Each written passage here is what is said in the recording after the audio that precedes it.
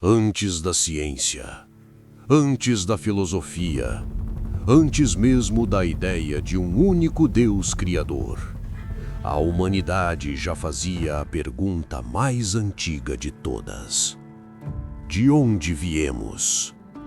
Para os gregos antigos, a resposta não estava em números, fórmulas ou telescópios. Ela estava em histórias. Histórias sobre forças primordiais, deuses imortais e guerras que moldaram o próprio tecido da realidade. E tudo, absolutamente tudo, começa com algo que não era um ser, mas um vazio. Os gregos antigos acreditavam que tudo começou com o caos. Para os gregos, o mundo não nasceu pronto. Ele precisou emergir lentamente da desordem, como se o próprio universo estivesse aprendendo a existir. E é justamente desse vazio primordial que surgem as primeiras entidades fundamentais da realidade. Não por criação consciente, mas por necessidade cósmica. Do caos emergem forças que não representam indivíduos, mas princípios da existência. Surge Gaia, a Terra, a primeira base sólida do universo.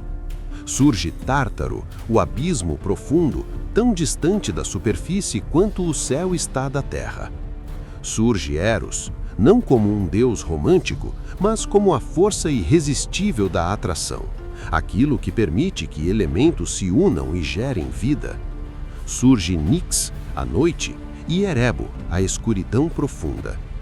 Essas entidades não lutam, não conversam, elas simplesmente existem, estruturando lentamente a realidade. Esse ponto é essencial para entender a visão grega. A ordem nasce do caos, mas o caos nunca desaparece completamente. Ele permanece como uma força latente, sempre à espreita, lembrando que o equilíbrio do mundo é frágil e que toda a criação carrega em si a possibilidade da ruína. Assim, antes dos deuses olímpicos, antes das guerras divinas, antes da humanidade, o universo era apenas silêncio, vazio e potencial. E foi desse nada absoluto que tudo começou. Do vazio indefinido do caos, a primeira forma estável finalmente se manifesta. Surge Gaia. Para os gregos antigos, Gaia não era apenas a terra física, mas a própria base da existência. Ela era o chão firme sob tudo o que viria a existir, o princípio da estabilidade em um universo que até então não possuía forma nem limite. Gaia surge sozinha, autossuficiente, e a partir de si mesma dá origem a novas estruturas fundamentais do cosmos. De seu próprio ser, ela gera Urano, o céu estrelado, que passa a envolvê-la por completo, formando uma cúpula infinita acima da Terra. Gera também Pontos, o mar primordial, e as montanhas, os primeiros relevos do mundo. Quando Gaia e Urano se unem, o universo dá um passo decisivo rumo à complexidade. Dessa união, nascem as primeiras gerações divinas, forças colossais que representam os próprios elementos da natureza. Pela primeira vez, o cosmos deixa de ser apenas criação e passa a se tornar uma história marcada por medo, rebelião e destino. Da união entre Gaia e Urano, o universo gera seres de poder inimaginável. Nascem os 12 titãs, forças colossais ligadas aos princípios fundamentais da natureza. Nascem também os 3 ciclopes, gigantes de um único olho, mestres do trovão, do relâmpago e do raio. E por fim, surgem os hecatônquiros, criaturas tão antigas quanto o próprio cosmos, cada um possuindo 100 braços e 50 cabeças, verdadeiras personificações do caos destrutivo. Mas ao contemplar seus próprios filhos, Urano não sente orgulho. Ele sente medo. O céu percebe algo terrível. Aquelas criaturas são fortes demais, poderosas demais, e um dia poderiam desafiar sua soberania. Movido por esse temor, Urano comete um ato que marca para sempre a história do cosmos. Ele empurra seus próprios filhos de volta para o interior de Gaia, aprisionando-os nas profundezas do Tártaro, o abismo mais profundo da existência. A Terra sente essa dor de forma literal. Gaia geme, sofre, é rasgada por dentro ao carregar seus filhos aprisionados. E nesse momento, um conceito fundamental da mitologia grega se revela pela primeira vez. O poder, quando governado pelo medo, gera violência. E toda violência contra a própria ordem do mundo, inevitavelmente cobra seu preço. A partir desse crime primordial, o universo deixa de ser apenas criação. Ele se transforma em conflito. E Gaia, tomada pela dor e pela fúria, começa a planejar algo que mudará o destino dos deuses para sempre. Dilacerada pela dor de carregar seus filhos aprisionados, Gaia decide agir. A Terra compreende que o céu jamais libertará seus filhos por vontade própria. O medo de Urano é forte demais. Então Gaia concebe o primeiro grande ato de rebelião da história do cosmos. Ela forja uma foice de adamante, uma arma impossível de ser quebrada, e convoca seus filhos titãs. Um a um, eles recuam. Todos, exceto o mais jovem. Cronos aceita o chamado da mãe. Quando Urano desce para se unir novamente à Terra, Cronos se esconde. No momento exato, ele ataca. O céu é ferido. A autoridade de Urano é destruída. Com esse ato, o primeiro soberano do universo é derrubado. Não por um estrangeiro, mas por seu próprio filho. Do sangue de Urano que cai sobre Gaia, nascem novas entidades. As Iríneas, espíritos da vingança. E os gigantes, forças brutais da guerra. Já os genitais do céu são lançados ao mar. Da espuma formada sobre as ondas, surge uma nova deusa, Afrodite, a personificação do desejo, da beleza e da atração. Ferido e derrotado, Urano se afasta de Gaia, mas antes lança uma última maldição. Assim como me destronaste, Cronos, também serás destronado por teu próprio filho. Nesse instante, o universo entra numa nova era. O tempo passa a governar. Mas o destino já está selado.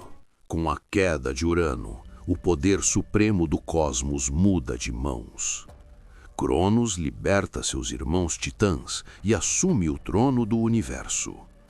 O tempo passa a governar todas as coisas.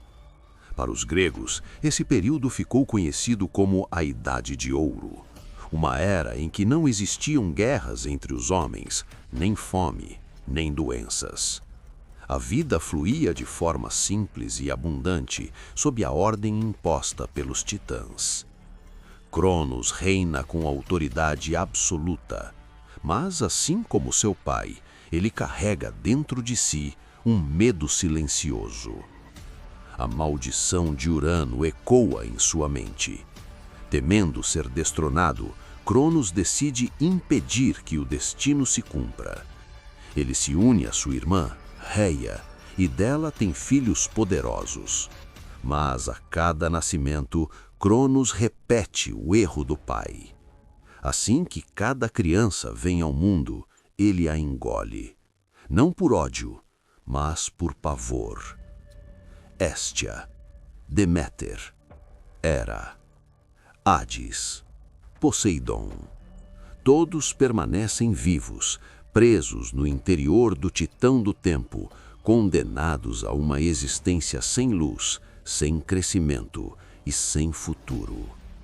Reia observa, impotente, seus filhos desaparecerem um a um, e compreende que o reinado de Cronos, embora aparentemente perfeito, é sustentado pelo mesmo veneno que destruiu Urano.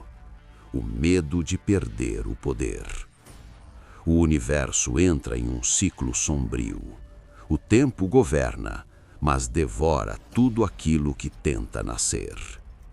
E nas sombras desse reinado absoluto, o destino começa, mais uma vez, a se preparar para agir.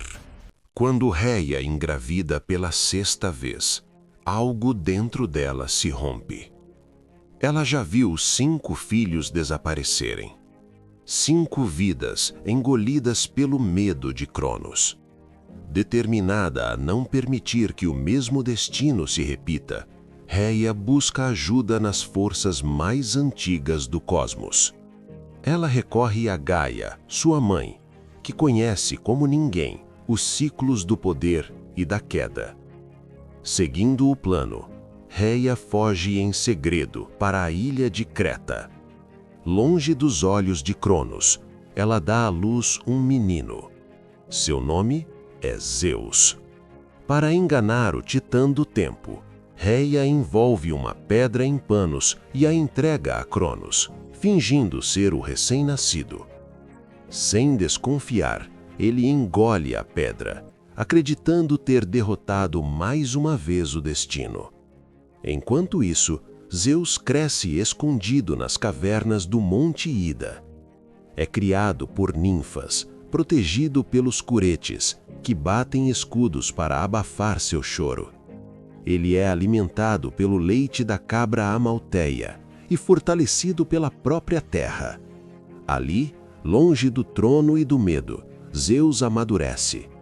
Não apenas em força, mas em consciência. E enquanto Cronos acredita controlar o futuro cresce em silêncio.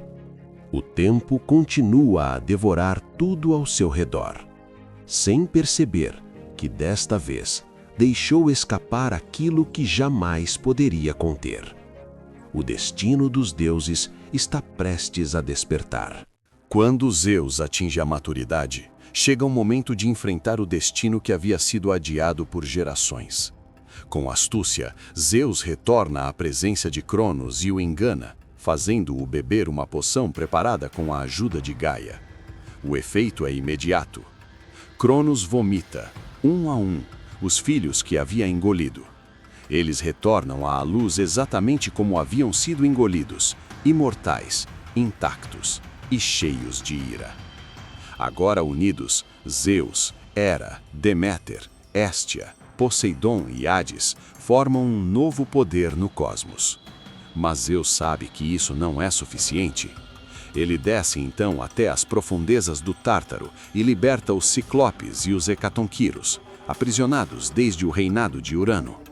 Em gratidão, os Ciclopes forjam armas divinas, o raio e o trovão para Zeus, o tridente para Poseidon e o elmo da invisibilidade para Hades. Começa então a maior guerra da mitologia grega, a Titanomaquia. De um lado, Cronos e os Titãs, antigos senhores do universo. Do outro, Zeus e os deuses olímpicos, portadores de uma nova ordem. Durante 10 anos, o cosmos é rasgado pela batalha. Montanhas são arremessadas, oceanos fervem, o céu treme sob o som dos trovões. Por fim, com a força devastadora dos Hecatonquíros e o poder do raio de Zeus, os titãs são derrotados. Cronos cai, e com sua queda, o domínio do tempo absoluto chega ao fim. O universo, mais uma vez, muda de mãos. Com a derrota definitiva dos titãs, o universo emerge das ruínas da guerra. O caos da destruição precisa dar lugar à ordem. E essa tarefa recai sobre Zeus, agora o mais poderoso entre os deuses. Diferente de seus predecessores, Zeus compreende uma lição essencial. O poder absoluto, concentrado em um único ser, inevitavelmente gera medo. E o medo sempre conduz à queda. Para evitar repetir os erros de Urano e Cronos, Zeus decide dividir o domínio do cosmos. Por meio de sorteio entre os irmãos, o universo é repartido. Poseidon recebe os mares. Os oceanos, rios e tempestades passam a responder ao seu tridente. Hades recebe o mundo subterrâneo. Ele se torna senhor do reino dos mortos, guardião das almas e das riquezas ocultas sobre a terra. A Zeus cabe o céu, o trovão, as nuvens e a autoridade suprema sobre deuses e homens. A terra, Gaia, permanece como território comum, compartilhado por todos. Assim nasce a ordem olímpica, um equilíbrio delicado, sustentado não apenas pela força, mas por acordos, limites e hierarquias. O universo, que começou como vazio, passa agora a ter estrutura, leis e vigilância constante. Mas os gregos sabiam, mesmo com os deuses no poder, o caos jamais é totalmente derrotado. Ele apenas aguarda, nas sombras do destino. E é sob essa nova ordem divina que finalmente surge o palco para a próxima história, a história da humanidade. Assim, segundo a mitologia grega, o mundo não nasceu da paz, nem da perfeição. Ele surgiu do conflito, do choque entre forças primordiais, do medo de perder o poder e da eterna luta contra o destino. Do caos ao Olimpo, cada geração de deuses tentou impor ordem ao universo, e cada uma aprendeu da forma mais dura que nada permanece absoluto para sempre. Com Zeus no trono, o cosmos finalmente encontra equilíbrio.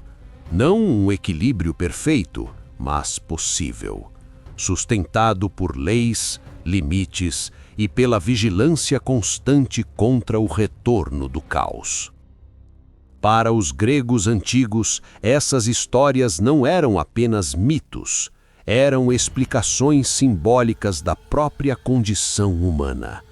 O medo do tempo, a luta pelo poder, a queda dos soberanos e a esperança de renovação. O mundo para eles era um ciclo eterno. Tudo nasce, tudo cresce, tudo cai. E talvez seja por isso que essas narrativas atravessaram milênios, porque, mesmo envoltas em deuses e monstros, elas falam sobre nós, sobre quem fomos, sobre quem somos e sobre o que acontece quando esquecemos que até os deuses estão sujeitos ao destino. E assim termina a história da origem do mundo segundo a mitologia grega. Mas o mito, como o próprio caos, jamais deixa de existir. Obrigado por você que assistiu o vídeo até aqui. Deixe seu like, se inscreva no canal Fato Full, ative o sininho e até o próximo vídeo. Valeu!